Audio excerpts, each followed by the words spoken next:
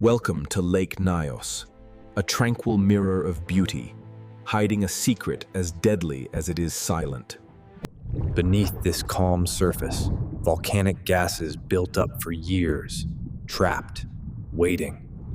On an August night in 1986, the lake inhaled one last time Surit before releasing death itself. A cloud of carbon dioxide burst free morning, silent, invisible, and suffocating. Scientists soon uncovered the mystery Fandis, a limnic eruption, where trapped gas erupts like an unseen volcano. Today, engineers help the lake breathe slowly, so silence may never return in death again.